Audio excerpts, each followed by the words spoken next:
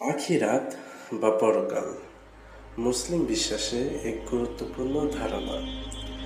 ইসলামের শিক্ষা অনুযায়ী আখিরাতের দিন মানব জাতির সকল কার্যকলাপের পরিণতি হবে। এই দিন মুমিনদের জন্য পুরস্কার এবং অপরাধীদের জন্য শাস্তি দিন। আখিরাতের গুরুত্ব। আখিরাতের ধারণা মানুষের জীবনে নৈতিকতা এবং আদর্শ নিয়ে আসে।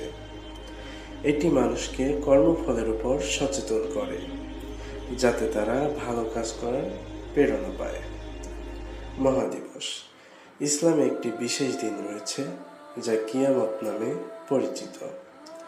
এই দিন সকল মানুষকে পুনরুজ্জীবিত করা হবে এবং তাদের কার্যকলাপের হিসাব নেওয়া হবে।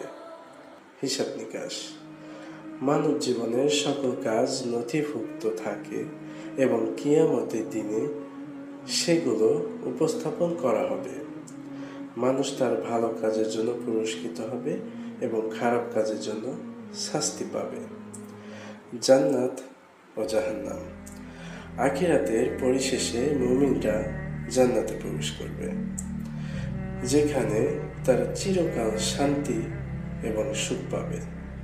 অপরদিকে যারা ঈমানবিহীন ও খারাপ কাজ করেছে তারা জাহান্নামে শাস্তি ভোগ করবে। দুনিয়া এবং আখিরাতের সংযোগ।